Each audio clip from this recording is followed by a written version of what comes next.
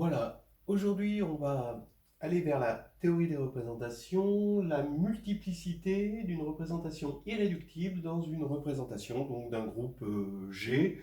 Bon, on est dans le cadre d'un groupe fini ici, les choses peuvent s'étendre, mais voilà.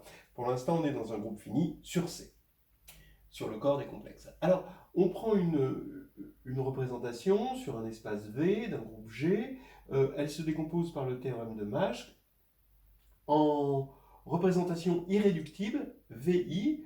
Alors là, ça c'est les types d'irréductibles que j'ai appelés IR de G, hein, celles qu'on voit sur les lignes d'une table de caractères. Et NI, c'est la multiplicité. Hein, donc ça veut dire que VI est répété en somme directe NI fois. Voilà. Et le théorème d'orthonormalité des caractères irréductibles va nous dire qu'en fait, NI, on peut le calculer facilement, c'est la forme de qui I sur qui V, donc le caractère de V. Voilà. Alors ça, on va en voir quelques exemples, l'histoire d'avoir ça en pratique sur des exemples extrêmement concrets et représentatifs. Je vais vous en donner une petite motivation de pourquoi ces NI sont importants, pourquoi on s'intéresse à ça. Si vous ne comprenez pas la motivation, c'est pas grave, parce que ça ne vous empêchera pas de comprendre les exemples.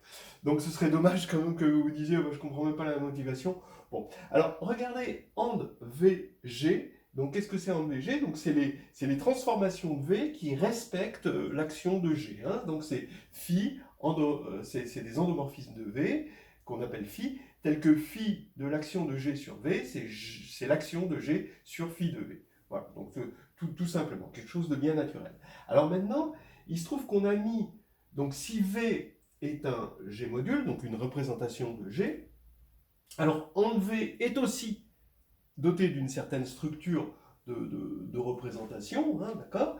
Je vous rappelle que c'est G. Oh, j'ai plus de. Ah, Dieu. G point phi sur V, c'est G point phi de G-1 point V, si vous arrivez à lire, j'ai plus beaucoup de feutres. Et voilà. Qui fait que dire qu'on est dans AND G de V, c'est dire qu'on est un élément de AND V, un endomorphisme de V, qui est G invariant pour cette action. Voilà. Alors, ça c'est important, cette mise en forme, parce que ici, on a une formule qui nous donne la dimension de ça. Parce que ça, c'est la composante triviale de AND V pour l'action de G. Et donc, si on veut avoir du coup la dimension de ça, ben c'est la dimension donc, de cet objet-là, c'est la dimension de cet objet-là, donc c'est qui trive sur qui de V, qui AND de V, donc c'est le produit scalaire de qui trive par qui AND de V.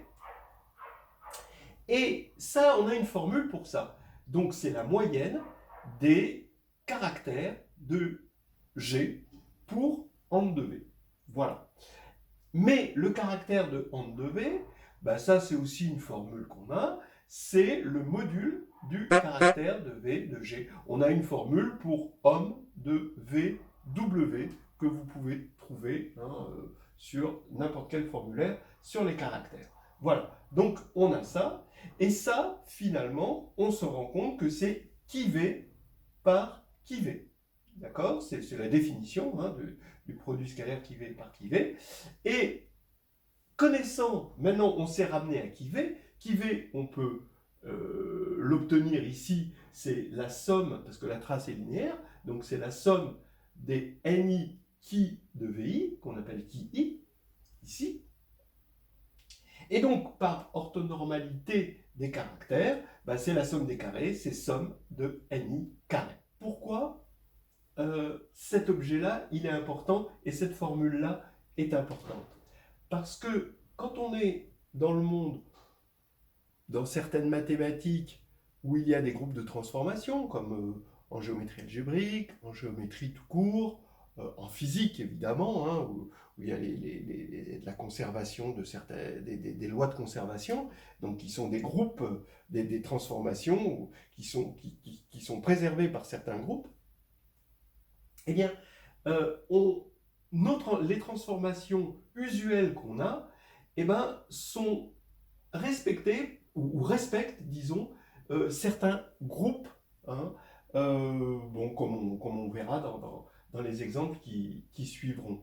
Et donc ces transformations naturelles, hein, comme en mécanique quantique ou comme en géométrie, quand on va transformer, quand on va voir des transformations naturelles de géométrie, eh ben, elles vont pas être, elles sont a priori dans onde de V, mais a posteriori dans onde G de V. Et ça a l'air tout bête d'y penser, de dire ah ben tiens, quand on lance une pierre, ben, elle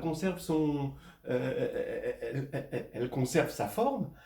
Ça a l'air tout bête d'y penser, mais en fait, la transformation va en être bien simplifiée. Regardez, hein, prenez par exemple, on va avoir un exemple de représentation de dimension 6, avec un cube, ça va être les phases d'un cube. Bon. Eh ben, qui va se décomposer pour l'action des rotations sur un cube en une représentation V1 plus V2 plus V3 avec des multiplicités 1, 1, 1. Alors, regardez onde de V, comme V est de dimension 6, et ben onde de V va être de dimension 36, 6 au carré.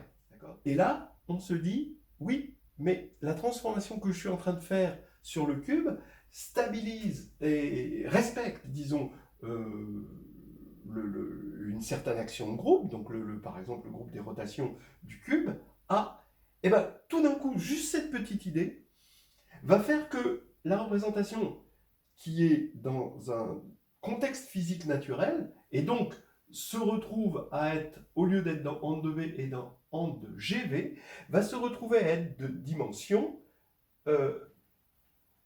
dans un espace de dimension 1 au carré plus 1 au carré plus 1 au carré égale 3.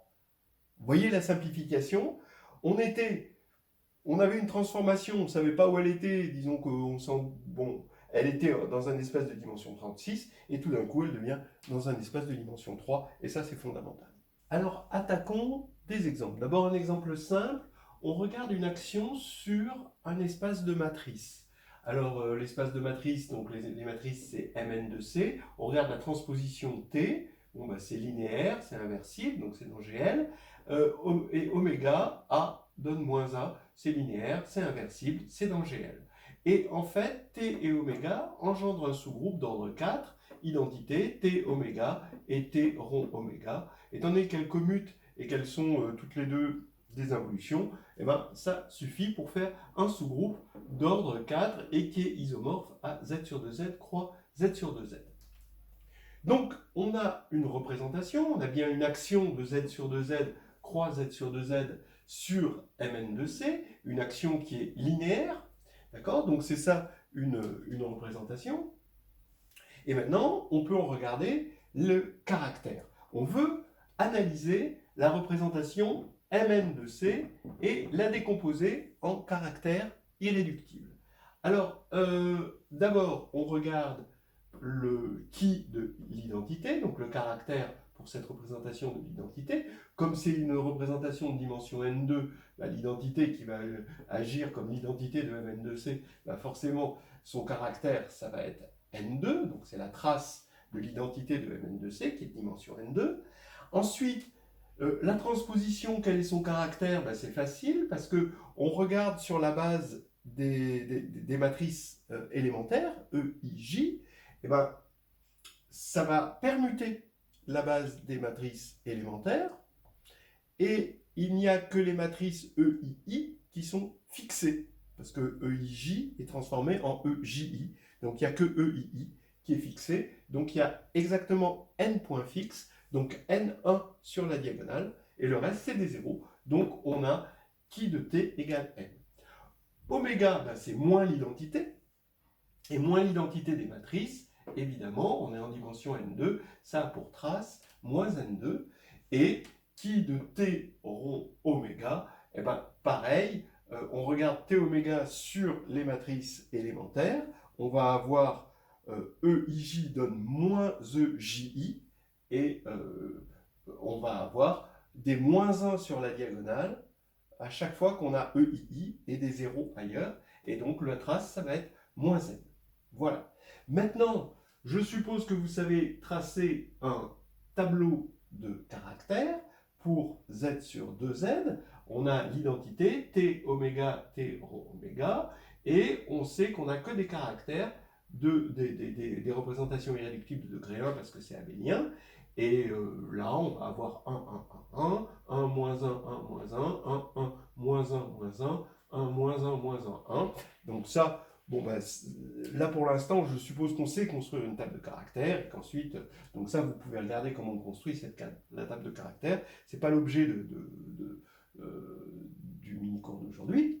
Et ici, je reproduis là ce que j'ai écrit là, c'est-à-dire le caractère de ma représentation V égale Mn de C, c'est-à-dire N2, N, moins N2, moins N.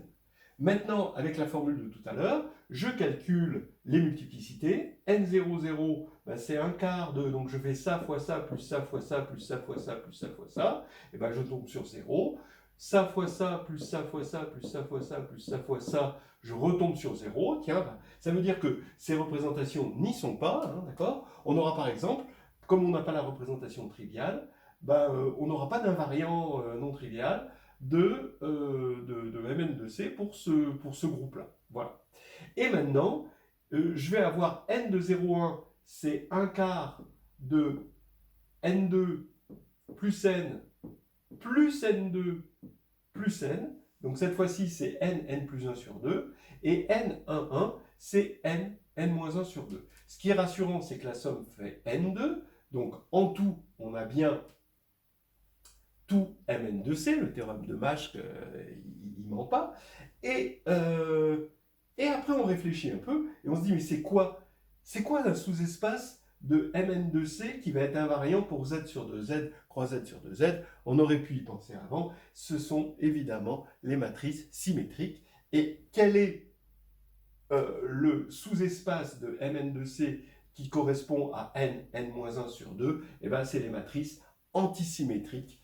Et en fait, ça veut dire qu'on a ce qu'on appelle, quand on va regrouper toutes les représentations de type 0,1, on va avoir ce qu'on appelle une composante isotypique, et ça va être, on vérifie que c'est bien Sn de C, et l'autre, ça va être la composante isotypique de type, allez, on n'y voit plus rien, 1, et ben ça va être An de C. Voilà, on a décomposé Mn de C en composante isotypique. On aurait pu le faire autrement, mais je voulais qu'on se serve d'une table de caractères. Alors pourquoi on aurait pu le faire autrement? Ben, on aurait pu vérifier que ici, sur Sn de C, ben, T agit trivialement, et moins agit par la représentation moins 1. Donc vous voyez, ça correspond bien à T qui agit trivialement et T qui agit par la représentation moins 1. Et sur An de C, eh ben, T agit par moins 1 et oméga agit aussi par moins 1. Donc c'est 1, 1. D'accord? Voilà. On pouvait s'y attendre. Hein. Je voulais qu'on fasse un lien entre là, le vrai objet, on est sur l'espace, tel qu'il est vraiment, c'est là qu'on attend les résultats, et les moyens, les outils, c'est-à-dire la table de caractères, où on fait des petites recettes de cuisine. C'est un peu spéculatif, mais c'est important de voir quel est le lien entre cette spéculation, qu'on ne reste pas juste à suivre une recette de cuisine, qu'on fasse le lien entre la spéculation et la vraie vie. Voilà.